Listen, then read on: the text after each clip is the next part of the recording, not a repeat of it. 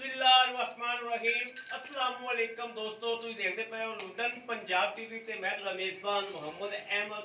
सब तो पहले जनाब अपने चैनल लुडन पंजाब नूं करना है सब्सक्राइब और बेल आइकॉन नूं करना है प्रेस, ताकि मेरी आने वाली अच्छी और बेहतरीन वीडियो जनाब मेरे वीर वेखण। सब तो पहले जनाब हमेशा की तरह रोजे ने और रोजे च अल्लाह पाक झूठ ना मरावे, ना मारना है।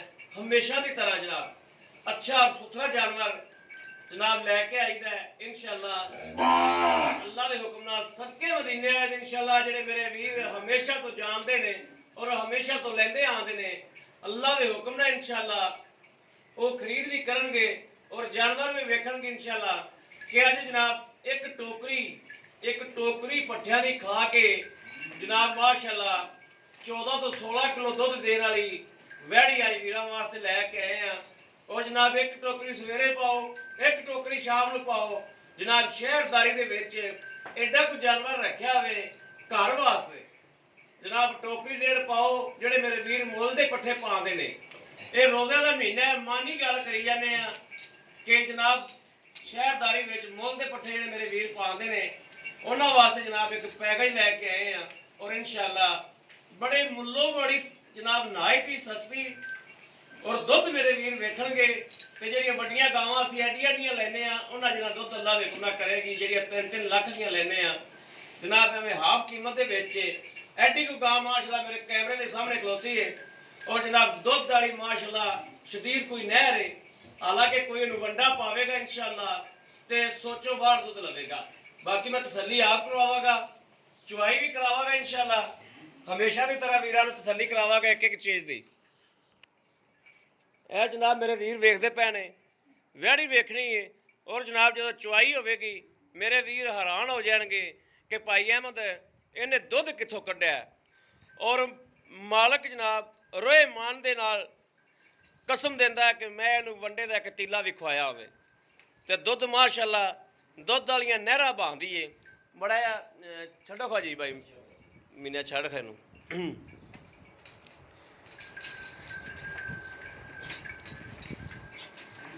ए जनाब मेरे वीर वेखते पे ने। और जनाब जो दुध इंशाअल्लाह दसागे चुआवागे मेरे वीरां दी घर दी भी तसल्ली होगी इंशाअल्लाह। ए मेरे वीर वेखण कि वैड़ी का वाना वेखना है और थण वेखना है, बड़ा अनमोल थण है वैड़ी कोले। और जनाब चुआई करा लेने अल्लाह के हुक्म नाल दुध भी अपने अगे आ जाएगा सदके मदीने वाले दे। और जनाब एक 10 मिनट भी टाइम लग्या होवे इस गल दी मालक सौं देंदा है। चलो जी लै चलो उत्थे लै चलो जी। आ मेरे वीर वेखते पे ने कि वाकई जनाब टोकरी पट्ठियां दी खाण वाली है। टोकरी जनाब सुबह पाओ, टोकरी शाम नूं पाओ, सदके मदीने वाले दे खूब दुध चोवो इंशाअल्लाह। और जनाब दुध नाल अल्लाह के हुक्म नाल रजावेगी इंशाअल्लाह रजावेगी। बाकी जनाब जेडे रोज़े रह गए ने वो तो मेरा वीर इंशाअल्लाह तसलियां नाल रखणगे रोज़े। बाकी किधरे इहो जी गां जनाब रोज़ियां की शुरुआत च लई होंदी। सारे रोजे लाओ बच्चा, सारे रोज़े जनाब बड़े तसलियां नाल और जनाब रज रज के दुधा नाल जनाब रखने सी। यह जनाब मेरे वीर वेखते पे ने कि मगर बच्चा है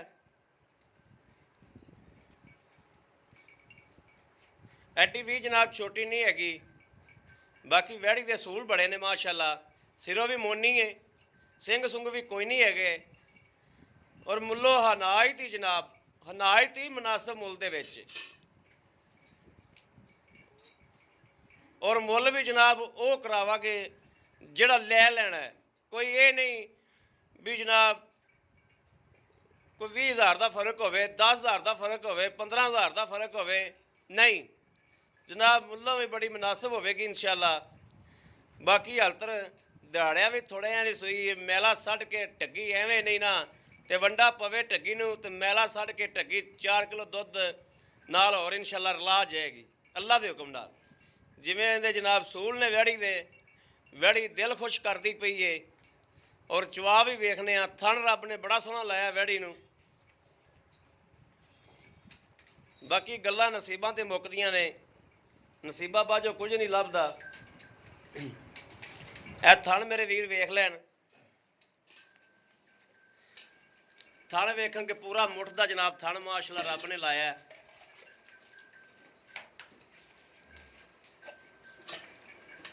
ਠੀਕ ਹੈ, ਥਣ ਪਾਸ ਕਰਾ ਪਰਲੇ ਹੱਥ ਨਾਲ ਕਰਾਇਆ ਕਰਨਾ। माशाल्लाह माशाल्लाह माशाल्लाह। ठीक है ठीक है, ठीक हो गया, ठीक हो गया। दुध भी जनाब सफेद चिट्टा है, करो चवाई।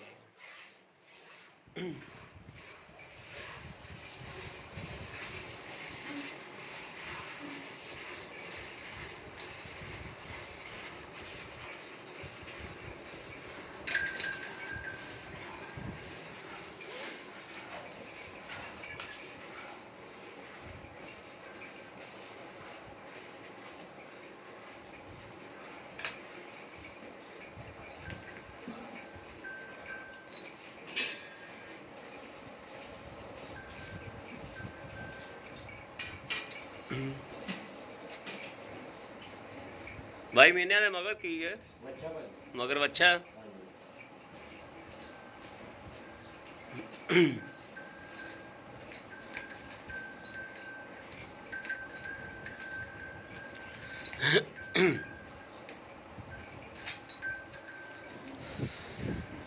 सुबह पहला सो मूँह धोंदी है जनाब, मूँह भी धोंदी है।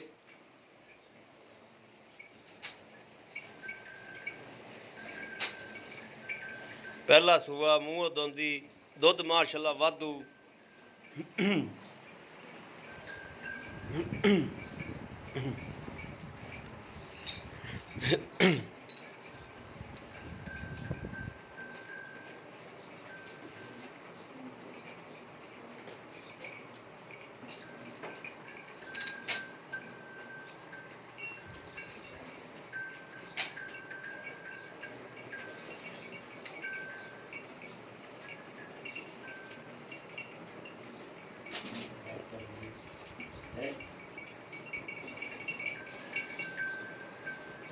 पांडा बदल लै है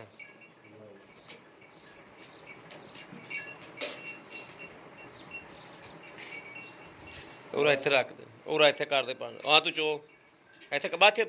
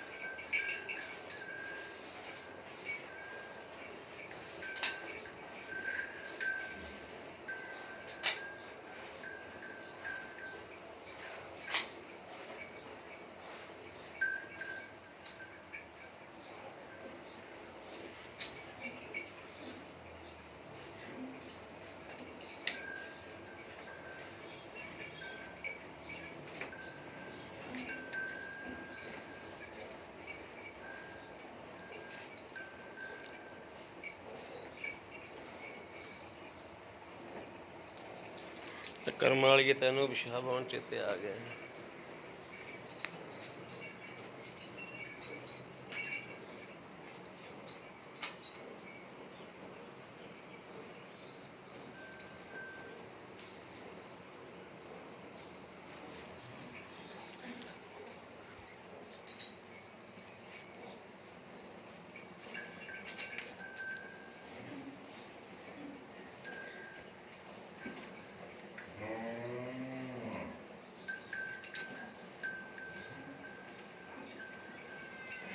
यह जनाब वच्छा भी विकाऊ है, इनका मालक 2,10,000 रुपया मंगता। धनी का वच्छा वा, किसी ने लेना हो तो जनाब 2,10,000 रुपया मूँह तो जनाब 4 दंद तो जनाब 2,10,000 रुपया मालक की डिमांड करता। वजन इनका कितना होगा?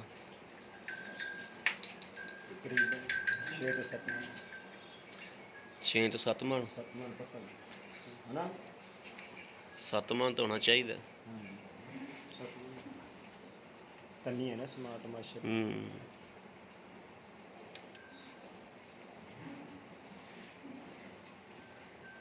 ਸੱਤਵਾਂ ਨਾ ਜ਼ਿਆਦਾ ਭਾਵੇਂ ਹੋਵੇ, ਥੋੜਾ ਨਹੀਂ ਹੈਗਾ।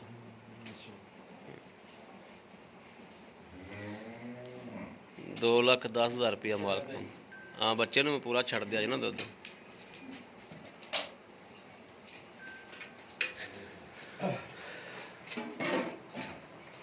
ਜਨਾਬ ਬਾਅਦ ਚ ਥਾਣੋਂ ਖਾਣਾ ਵੀਰਾਂ ਨੂੰ ਕਿ ਉਵੇਂ ਪਸਮੇ ਖਲੋਤੇ ਨੇ। ਲਾਓ ਜੀ ਫੈਂਟਾ ਲਾਓ ਮੜਾ ਜਾਣਾ, ਇੱਕ ਦੂਜੇ ਦੇ ਵਿੱਚ ਪਲਟਾਓ ਨਾ।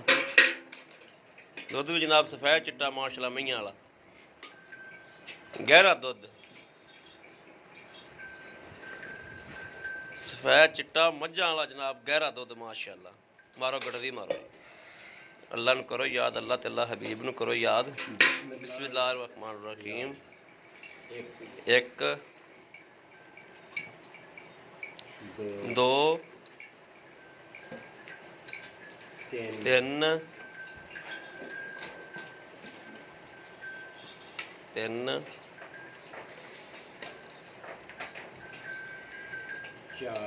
4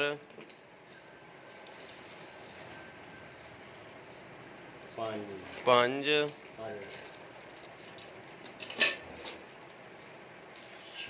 6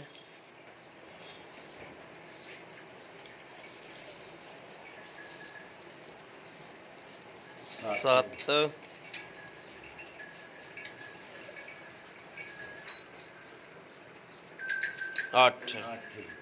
8 किलो माशाअल्लाह माशाअल्लाह माशाअल्लाह। आओ जी मड़ा कैमरा फड़ो जी। तू तो उत्थे खलो, तू तो नहीं फड़ना कैमरा।